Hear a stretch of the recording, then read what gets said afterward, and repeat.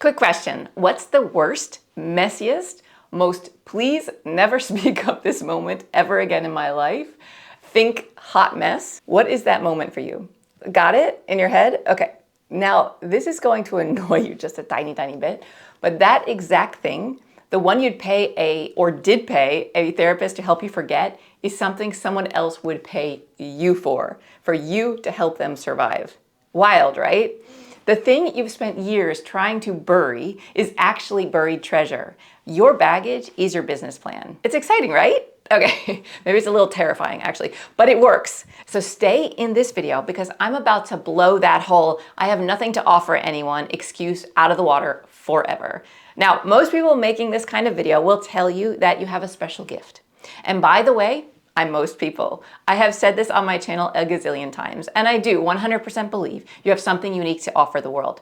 But what I have noticed, and hence coming at it from a different angle in this video, is that kind of talk, "You're unique, you're special, no one can do what you can do," is motivating and inspiring for people for about 5 seconds.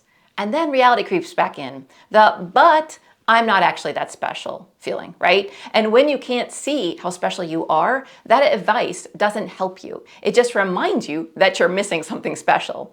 So I have another idea for you. Let's do this way. You cannot be an imposter teaching your own life story. What do I mean? Imposter syndrome is one of the biggest killers of dreams, and it holds the most people back. Who am I to teach this? What do I know? I need the credentials. But, imposter syndrome only exists when you're pretending to know something you didn't actually earn the right to know or the right to teach. You cannot fake having lived through something. You either survived it or you didn't.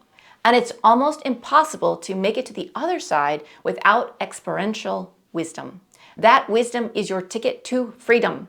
And a bonus, the thing you went through, although a lot of us tend to believe we're the only one who ever experienced that, which is highly unlikely with 8 billion people in the world, the story and circumstances may not be exactly the same of what you went through, but the overlap is uncanny. And thus, there is someone waiting and wanting to know how you survived it, so that they can too. And here's the cost of ignoring that. If you keep waiting for permission, if you keep waiting to feel qualified, if you keep telling yourself someone else should be the one to teach this thing, and you are going to keep spending your days doing work or teaching things that don't actually live inside your heart, anyone can get a degree, right? Anyone can learn a framework from a book and regurgitate it. That's not hard.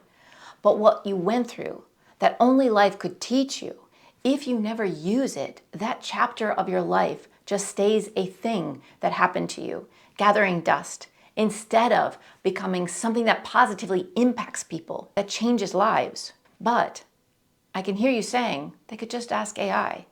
Help me, AI. Solve all my problems, AI.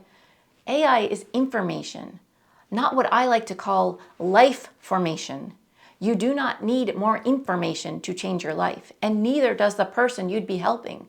We are drowning in information. Nobody needs another fact, another framework, another 5-step system. People change because of inspiration, because they see someone who actually lived it standing in front of them saying, "I did this, and so can you." Your actual personality, your actual story, that's the catalyst, not more content. So let me show you what I mean, using myself as an example, because I promise you, these aren't some polished, impressive, resume-worthy skills. They're just my life, but it could become my paycheck. I have moved over 25 times in my life, mostly before I turned 35.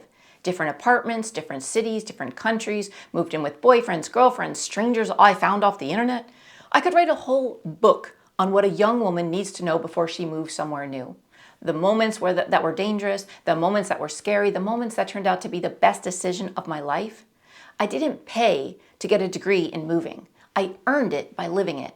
That life formation could be incredibly valuable for a woman who can't sit still and is considering moving to another city. I'm also married to a Finnish man whom I lovingly call the Viking, and for good reason. He grunts more than he speaks. And I have successfully learned how to speak alpha male grunting language. It only took me a decade to get there, but I could help other women married to manly men that grunt all day, help them discern what those grunts mean.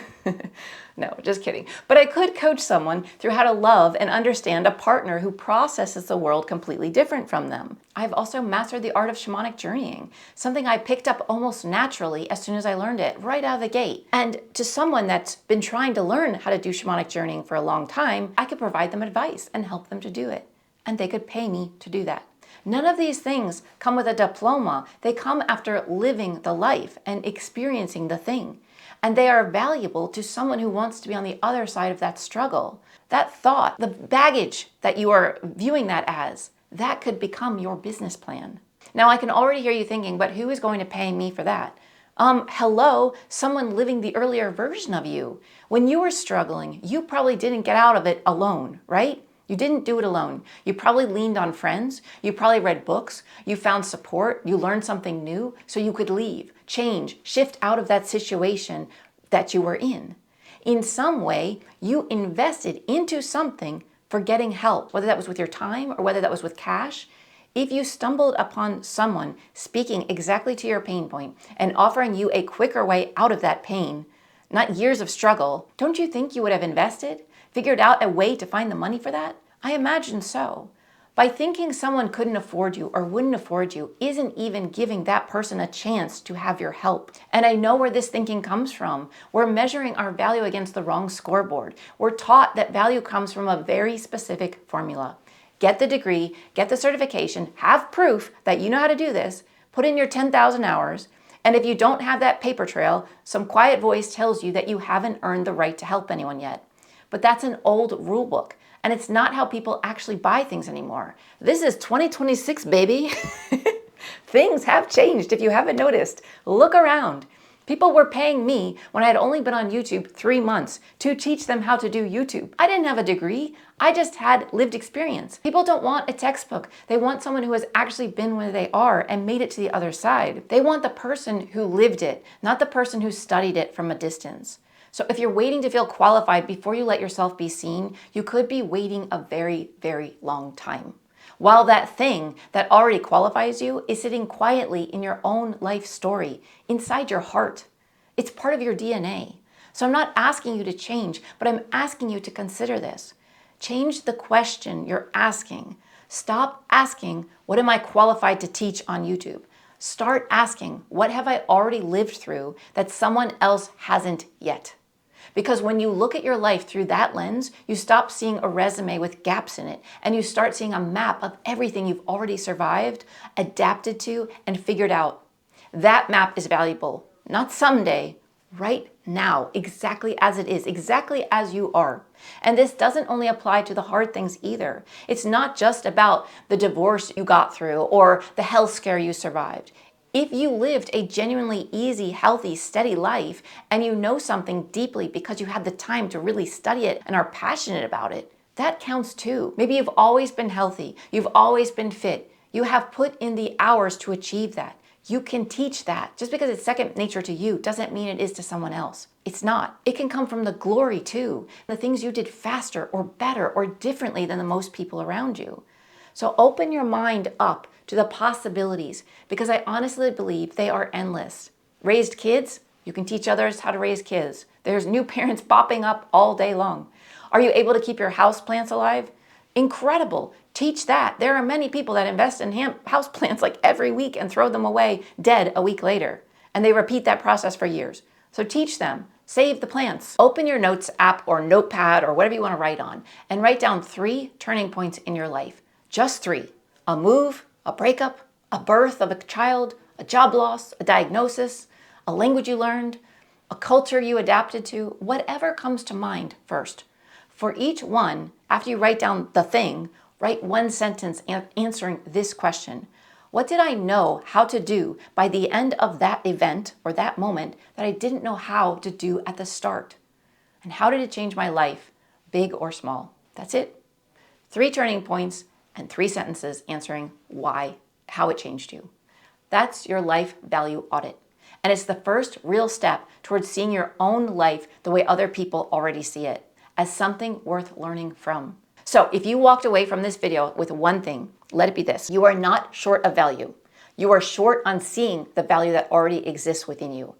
Do the audit. 3 turning points, 3 sentences, and start treating your own life like the qualification it already is. There are people already out there getting paid to teach what you have lived. It's your turn. And lastly, the biggest motivator, I think, when you teach from lived experience, you speak multiple languages. The language of the pain, the language of the triumph, and the one that will draw the most people to you, the language of empathy.